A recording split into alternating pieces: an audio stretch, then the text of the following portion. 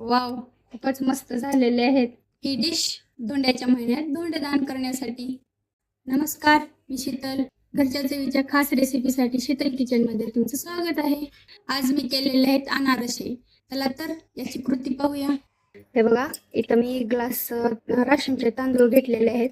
राशनचे तांदूळ, शक्यतो राशनचे तांदूळ घ्या, म्हणजे आपले अनारसे छान फुगतील. आता हे राशनचे तांदूळ असल्यामुळे याला 2-3 पाण्याने स्वच्छ धुवून घ्यायचं आहे आणि 3 दिवस भिजत घालायचं आहे. तिसऱ्या दिवशी आपण त्याला मस्त असं दुपारनं वाटून घेऊया. आपले तांदूळ 3 दिवस झाला आपण भिजत घालून ठेवलेले आहेत. हे छान भिजलेले आहेत. तर आता आपण याचं पाणी काढून घेऊया. अशी चाळण घ्यायची, एक छोटंसं पातेलं घ्यायचं खाली आणि यामधलं पाणी काढून घ्यायचं थोडं. तांदूळ असं चाळणीमध्ये काढून घ्यायचे आपल्याला.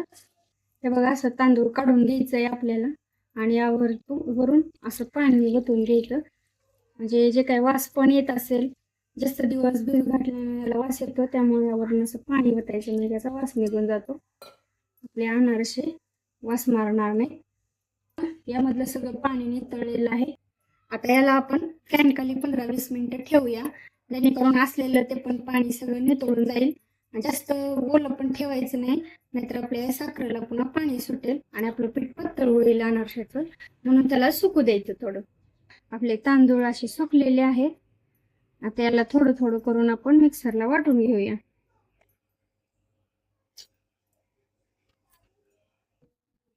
तर मग आम्ही वाटून घेतलेलं आहे असं बारीक. आता याला आपण सुजीच्या चाळणीनं चाळून घेऊया. थोडस असं मोठं मोठं पण राहतं यामध्ये, तर आता आपण बाकीच्या ह्याच्यामध्ये थोडं थोडं असं टाकून वाटून घेऊया. यामध्ये असं टाकून घ्यायचं. अशा पद्धतीने आता आपण हे सगळं वाटून घेऊया, चाळून घ्यायचं पुन्हा. हे बघा, 1 ग्लास तांदळाचं पीठ आपण हे वाटून घेतलेलं आहे. तर 1 ग्लासाला अर्धा ग्लास साखर मी वाटून घेतलेली आहे. तर अर्धा ग्लास साखर आपण यामध्ये टाकून घेऊया. 1 ग्लास तांदळाला बरोबर अर्धाच ग्लास साखर टाकायची, हे योग्य प्रमाण आहे. तुम्ही मी सांगितल्या पद्धतीनं करून पहा, तुमचे पण असे चुकणार नाहीत. आता व्यवस्थित असा ह्याला मळून घ्यायचं आपल्याला.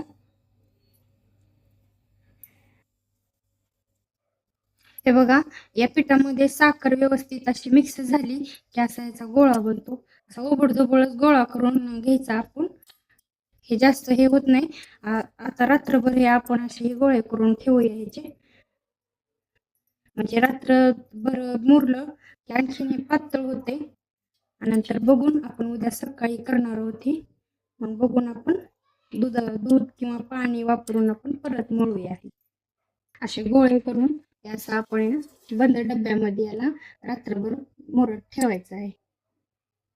त्याला आपण झाकण लावून ठेवूया. आता हे मस्त असं आपण गोळे करून ठेवलेले आहेत. आता याला आपण फोडून घेऊया. व्यवस्थित असं बारीक करून घ्यायचं याला. मस्त असं मी याला फोडून घेतलेलं आहे. हे असं खूप मोकळं मोकळं असते, त्यामुळे आपल्याला गोळी होईल इतकं असं थोडस हातावरती दूध घेऊन मळून घ्यायचं आहे. जास्त पातळ करू नका, नाहीतर आपले अनारसे तेलामध्ये विरघळतील. आणि साखर पण मी सांगितलेल्या प्रमाणेच घ्या, नाहीतर तेलामध्ये आपले अनारसे विरघळतात. हे टिप आहे.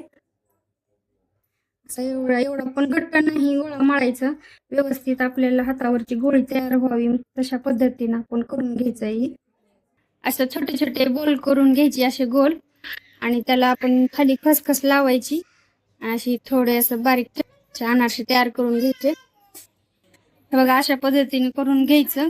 जास्त पातळ पण नाही आणि जास्त जाड पण करायचं नाही. बघा, आपलं तेल गरम झालेलं आहे, आपण तेलामध्ये असं सोडूया. ते खसखस लावलेली साईड वरच्या साईडनं करून घ्यायचं. याला एकाच साईडनं तळायचंय. असं वरनं तेल टाकायचं, म्हणजे ते आपला अनारसा छान फुगतो. जास्त थंड तेलात टाकायचं नाही, नाहीतर अनारसे आपले विरघळतात. तर कडक तेल करून घेऊन मग गॅस मिडियम करायचा आणि मग टाकायचं. ते लाल होईपर्यंत आपण त्याला तळून घेऊया.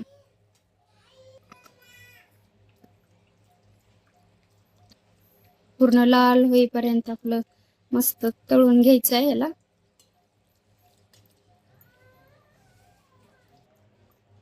हे बघा, आपला अनारसा तळून झालेला आहे. आता याला आपण असं काढून घेऊया. याला मस्त खालून असा खरपूस कलर आलेला आहे. तर ते झालेलं आहे. तर आपण आता त्याला चाळणीमध्ये काढून घेऊया. त्या चाळणीमध्ये का ठेवायचं, तर त्यातलं तेल निथळून जाते सगळं, म्हणून ते चाळणीमध्येच ठेवायचं. बघा, असं खाली खसखस टाकून वरनं असं करायचं, मग आपला अनारसा तयार होतो.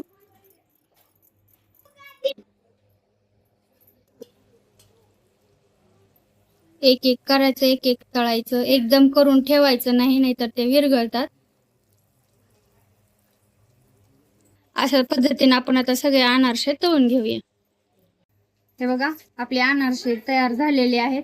मी सगळे अनारसे अशा एका ह्याच्यामध्ये चाळणीमध्ये ठेवलेले आहेत, कारण एक दिवस त्या चाळणीमध्येच ठेवायचं, म्हणजे सगळं यामधलं तेल नितरून असं खाली येतं. पातेलं ठेवायचं एक, आणि दुसऱ्या दिवशी मग आपल्या डब्यात भरून ठेवायचं. ही झालेली आहे आपली अनारशाची डिश तयार. घरची चव आवडली असेल तर लाईक आणि कमेंट नक्की करा. आईच्या हातची चव, घरगुती रेसिपी आणि खास टिप्स पाहण्यासाठी आमच्या चॅनलला सबस्क्राईब करा व बेल आयकॉन प्रेस करा, म्हणजे नवीन व्हिडिओची सूचना सर्वात आधी तुम्हालाच मिळेल.